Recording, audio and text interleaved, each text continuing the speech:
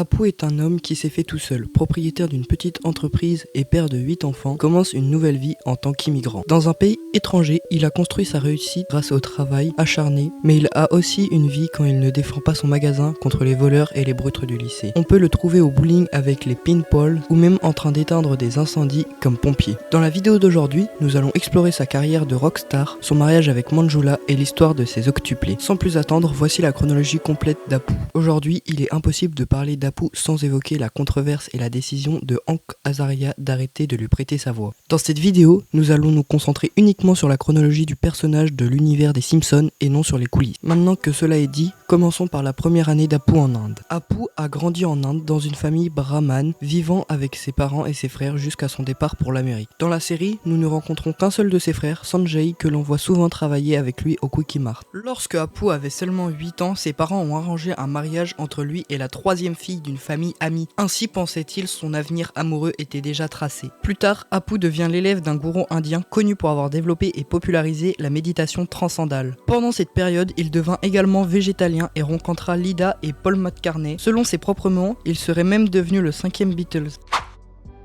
Apu était un étudiant extrêmement doué et l'esprit le plus brillant parmi les 7 millions d'élèves de l'université technique et Calcutta. Grâce à cela, il fut accepté pour poursuivre ses études aux États-Unis. À son arrivée, il s'inscrivit à l'Institut de technologie de Springfield High où il fut enseigné par le professeur Fring. Après 9 longues années d'études, il obtint son doctorat.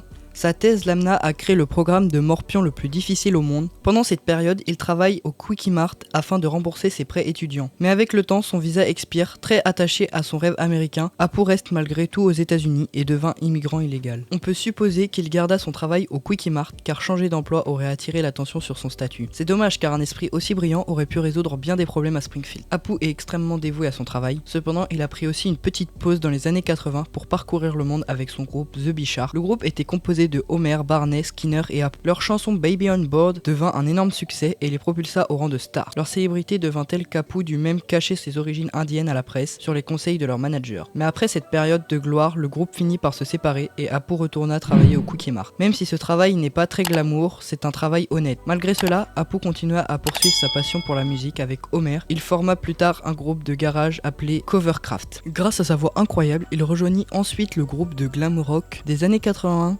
Sun Glazer. Bien qu'il se retrouve coincé dans un contrat compliqué, après s'en être sorti, il reforme Covercraft et joua même devant une salle comblée.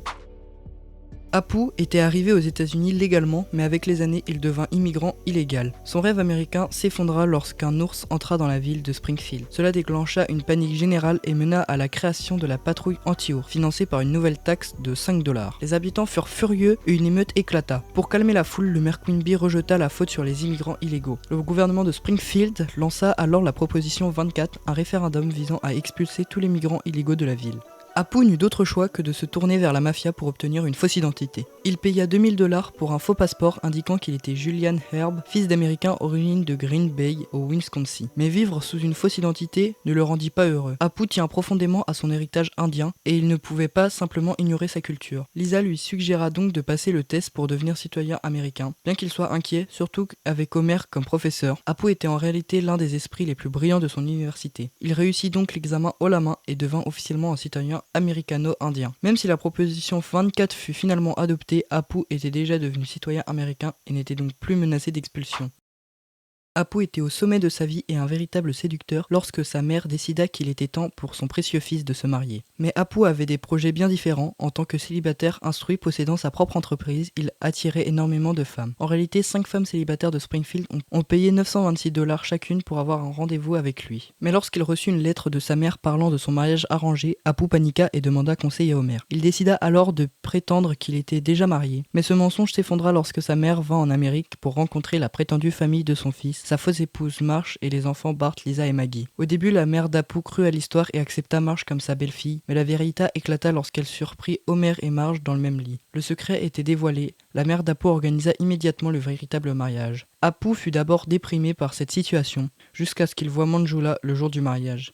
Ils découvrirent rapidement qu'ils avaient beaucoup de choses en commun et décidèrent de donner une chance à leur mariage. Après tout, comme le dit Apu, il existe toujours le divorce. Malgré ses réticences initiales, Apu devint un mari très intentionné. Il organisa de nombreuses surprises pour Manjula, comme faire venir Elton John pour chanter pour elle. Comme beaucoup de jeunes couples, Apu et Manjula rêvaient d'avoir des enfants, mais ils eurent des difficultés à concevoir. Leur ami Homer et Marge les aidèrent à donner à Manjula des médicaments pour la fertilité, et le résultat fut spectaculaire. Manjula donna naissance à des octuplés. Au début, grâce aux nombreux sponsors attirés par cette naissance exceptionnelle, tout allait bien, mais lorsqu'une femme de Shelbyville donna naissance à 9 enfants, l'attention médiatique disparut et les sponsors aussi. Apu et Manjula se retrouvèrent seuls avec 8 bébés et des factures de couches énormes. Épuisé et désespéré, Apu décida avec Manjula de confier temporairement leur enfant à Larry, le propriétaire du zoo de Springfield. Les enfants furent alors exposés dans un spectacle public, mais Apu et Manjula réalisèrent rapidement leur terrible erreur. Apu et Homer durent donc faire évader les enfants du zoo. L'infidélité d'Apu. Malgré son amour pour Manjula, Apu fit une grave erreur. Il la trompa avec une femme appelée le Squishy Lady. Homer surprit la scène et Marge le força à confronter Apu pour qu'il avoue la vérité. Mais Apu n'eut pas le courage de le faire. Finalement, Manjula découvrit tout grâce aux caméras de sécurité du magasin. Apu quitta alors la maison et vécut une période très difficile. Manjula envisagea même le divorce, mais après avoir consulté un avocat étrange et douteux, elle décida de lui donner une seconde chance. Elle lui donna cependant une longue liste d'épreuves à accomplir pour regagner sa confiance. Devenir un auteur publié dans le New Yorker, changer son nom pour une blague absurde, jouer dans My Fair Lady avec ses enfants, même si leur relation reste compliquée, Apu et Manjula décidèrent finalement de continuer leur mariage. Même dans ces dernières années, Apu continua de travailler au Cookie Mart. Heureusement, ses enfants devenus adolescents l'aident à gérer le magasin. Mais plusieurs décennies plus tard, Apu doit faire face à de nouveaux problèmes, comme un serpent robotique voleur. Heureusement, lui et ses enfants sont prêts à défendre le magasin. Finalement, ses 8 enfants quittent la maison, mais chacun d'eux a aussi 8 enfants, ce qui fait qu'Apu se retrouve avec 64 petits-enfants. On ne sait pas exactement comment Apu meurt, cependant selon le wiki des Simpsons, sa tête apparaît dans un bocal dans certains épisodes de Futurama dans le musée des têtes de l'an 3000. Mais il n'est pas certain qu'il s'agisse réellement de lui. Qu'en pensez-vous ? Dites-le moi dans les commentaires et partagez aussi vos théories sur la façon dont Apu aurait pu mourir. Mais pour l'instant, cela conclut toute la chronologie d'Apu, et comme le dirait le célèbre employé du Cookie Mart, venez nous voir.